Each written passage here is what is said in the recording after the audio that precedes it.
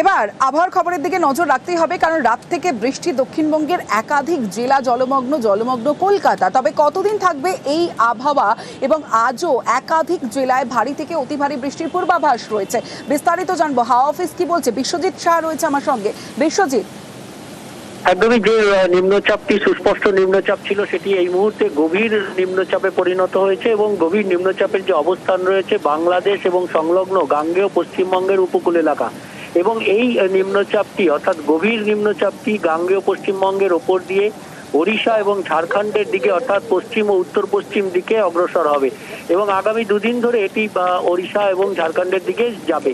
আর এর যে প্রভাব, সেই প্রভাব থাকবে মঙ্গলবার পর্যন্ত বিক্ষিপ্তভাবে ভারী বৃষ্টি। তবে আজ ব্যাপক বৃষ্টির সম্ভাবনা রয়েছে, প্রবল বৃষ্টির সম্ভাবনা। বাঁকুড়া এবং পশ্চিম মেদিনীপুরের কিছু অংশে সেখানে 200 মিলিমিটারের বেশি বৃষ্টিপাত হতে পারে দু এক জায়গায়। এছাড়াও কলকাতা সহ দক্ষিণবঙ্গের সব জেলাতেই ভারী থেকে কোথাও কোথাও অতি ভারী বৃষ্টি, মূলত দক্ষিণ 24 পরগনা, পূর্ব মেদিনীপুর, পশ্চিম মেদিনীপুর, ঝাড়গ্রাম, পুরুলিয়া, বাঁকুড়া এই জেলাগুলিতে অতি ভারী বৃষ্টি, এবং কলকাতা সহ অন্যান্য জেলাতে ভারী বৃষ্টির সম্ভাবনা থাকবে আগামীকাল অর্থাৎ শনিবারের বেলার দিকে, এবং রবিবার বৃষ্টি কিছুটা কমলেও আবার সোমবার থেকে ভারী থেকে অতি ভারী বৃষ্টির সতর্কতা থাকবে। মৎস্যজীবীদের 28 জুলাই পর্যন্ত সমুদ্রে যেতে নিষেধ করা হয়েছে। এই নিম্নচাপের কারণে সমুদ্র উত্তাল থাকবে।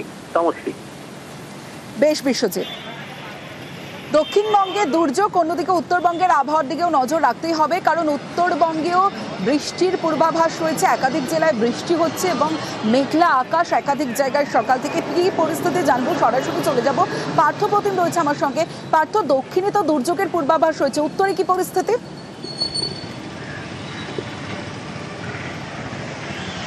উত্তরে কিন্তু বিক্ষিপ্ত বৃষ্টির পূর্বাভাস থাকছে, বিশেষ করে পাহাড়ি এলাকা দার্জিলিং এবং কালিম্পংয়ের মতো উঁচু পার্বত্য এলাকায়। সেখানে কিন্তু সকাল থেকেই বৃষ্টির পূর্বাভাস রয়েছে। কখনো কখনো ভারী বৃষ্টি হতে পারে কালিম্পং এবং দার্জিলিং উঁচু পার্বত্য এলাকা। এবং সকাল থেকে দেখছি কালিম্পং কিন্তু সকাল থেকে কালিম্পংয়ে বৃষ্টি হচ্ছে। দার্জিলিংয়ে আকাশ মেঘলা রয়েছে। দুপুরের পর থেকে পাহাড়ি এলাকায় কিন্তু বৃষ্টিপাত শুরু হবে।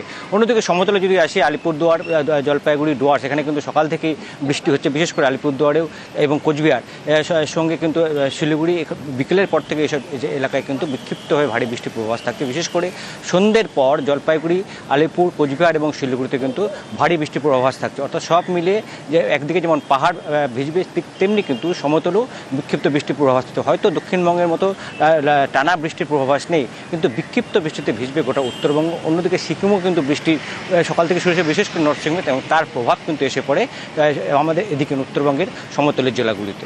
তমস্য। বেশ পার্থ।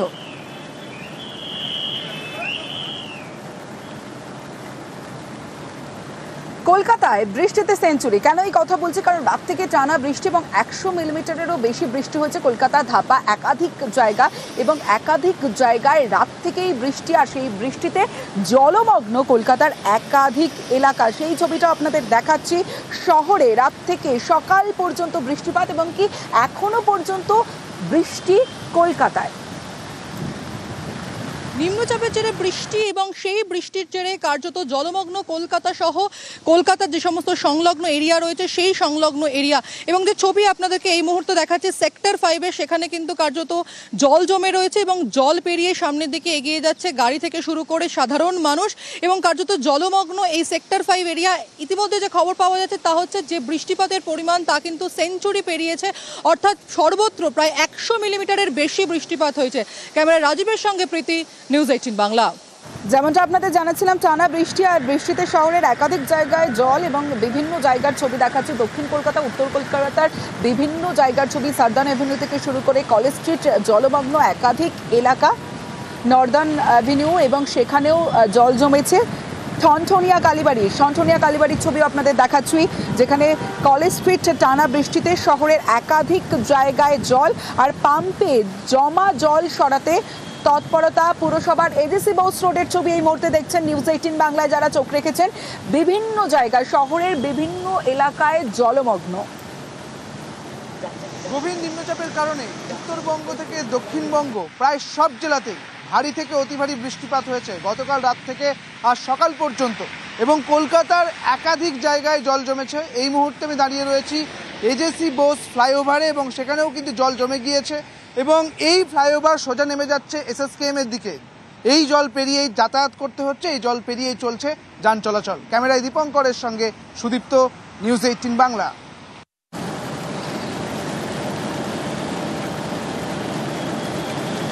শহর কলকাতার পাশাপাশি বিভিন্ন জেলার দিকেও নজর রাখতে হবে। বাঁকুড়াতে যেমন আজ ভারী থেকে অতি ভারী বৃষ্টির সতর্কতা জারি করা হয়েছে এবং বাঁকুড়ায় জেলা জুড়ে জারি করা হয়েছে সতর্কতা।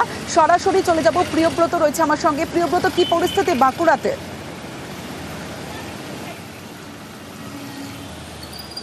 দেখো, কখনো ঝিরঝিরি কখনো ঝমঝমিয়ে বৃষ্টি হচ্ছে বাঁকুড়া থেকে সকাল থেকেই, এবং তুমি জানোই যে গতকালের যে বিকেলের বৃষ্টি সেখানে কিন্তু 9 জনের বজ্রাঘাতে মৃত্যু হয়েছে এবং সেই কারণেই জেলা প্রশাসনের তরফ থেকে লাল সতর্কতা জারি করা হয়েছে এবং জেলা প্রশাসনের যেমনভাবে মজুদ তৈরি থাকতে বলা হয়েছে এবং তার পাশাপাশি কিন্তু বিপর্যয় মোকাবিলা দপ্তর তাদেরও দরকার পড়বে, সেই কারণে তাদেরকেও কিন্তু জারি করা হয়েছে। এবং যে জেলার নদীগুলো রয়েছে সেখানে জলস্তর কিন্তু ইতিমধ্যেই বাড়তে শুরু করেছে এবং জেলার নদীগুলো যাতে ফুলে ফেঁপে উঠবে, তখন কিন্তু যেখানে বাঁকুড়ার শহর এবং শহর বিভিন্ন যে শহরাঞ্চল রয়েছে, সোনামুখী, বিষ্ণুপুর শহরাঞ্চল, এর পাশাপাশি কিন্তু যে গ্রাম ব্লক এলাকা রয়েছে সেগুলোও কিন্তু প্লাবিত হওয়ার আশঙ্কা রয়েছে এবং সেই কারণে ব্লক প্রশাসনকেও কিন্তু বলা হয়েছে সতর্ক থাকতে এবং যে কোনো পরিস্থিতি মোকাবিলায় কিন্তু জেলা প্রশাসন তৈরি রয়েছে, এমনটাই কিন্তু জেলা প্রশাসন তরফ থেকে জানানো হয়েছে। যে বিপর্যয় হয়েছে সেই বিপর্যয় গতকাল এবং আজকে এবং বৃষ্টি বাঁকুড়াতেও কখনো ঝিরিঝিরি কখনো ঝমঝমিয়ে, কিন্তু সকাল থেকে বৃষ্টি পশ্চিম মেদিনীপুরে সেই ছবি আপনাদের দেখাচ্ছি। জেব্রা সবং পিংলায় ভারী থেকে ভারী বৃষ্টি এবং ভারী বৃষ্টিতেই প্লাবনের একটা আশঙ্কা রয়েছে, কারণ সকাল থেকেই বৃষ্টি, নাগারে বৃষ্টি পশ্চিম মেদিনীপুরে।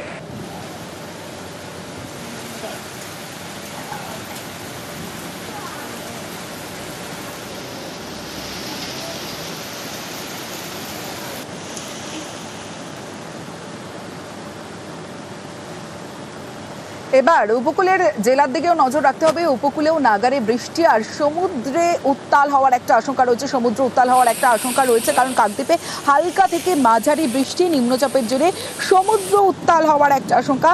ইতিমধ্যেই মৎস্যজীবীদের সমুদ্রে যেতে নিষেধ করা হয়েছে এবং যারা সমুদ্রে গিয়েছেন তাদের ফেরত আসার জন্য নির্দেশ দেওয়া হয়েছে। ইতিমধ্যে মাইকিং চালানো হচ্ছে বিভিন্ন জায়গায়, নামখানা, ফ্রেজারগঞ্জে প্রশাসনের মাইকিং। কোস্টাল পিয়ার থেকে মৎস্যজীবীদের উদ্দেশ্যে একটা বিশেষ ঘোষণা। আবহাওয়া দপ্তর থেকে জানা গেছে উড়িষ্যা উপকূলবর্তী ওয়েস্ট বেঙ্গলের সব জায়গায় নিম্নচাপ এবং আবহাওয়া খারাপ হওয়ার জন্য মৎস্যজীবীরা যাতে সমুদ্রে না যায় তার জন্য নিষেধাজ্ঞা। টানা বৃষ্টির জের আজ এই বৃষ্টির জেরে কলকাতায় বাড়ির একাংশ ভেঙে পড়লো, সেই ছবিটাও আপনাদের দেখাবো। আরও একবার জানাবো, টানা বৃষ্টির জের কলকাতায় বাড়ির একাংশ ভেঙে পড়লো। গিরিশ পার্ক ও বউবাজারে ভাঙলো বাড়ির একাংশ। টানা বৃষ্টির জের, রাত থেকে বৃষ্টি এবং নাগারে বৃষ্টি কলকাতা শহরে। টানা বৃষ্টির জের কলকাতায় ভেঙে পড়লো বাড়ির একাংশ। গিরিশ পার্ক ও বউবাজারে ভাঙলো বাড়ির একাংশ। ঘটনায় যদিও এখনো পর্যন্ত হতাহতের কোনো খবর নেই। টানা বৃষ্টির জের আর বৃষ্টির জেরে কলকাতায় ভেঙে পড়ল বাড়ির একাংশ।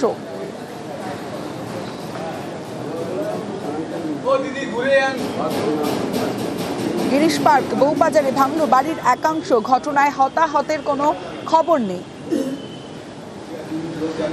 কি পরিস্থিতি জানবো, রওনাক রয়েছে আমার সঙ্গে। রওনাক, দেখো, একেবারে গিরিশ পার্কের এখানে এই বাড়িটি পরিত্যক্ত এবং আগে থেকে কর্পোরেশনের বিপজ্জনক বাড়ি হিসেবে চিহ্নিত ছিল। গতকাল রাতেই বাড়ির একাংশ হুড়মুড়িয়ে ভেঙে পড়ে।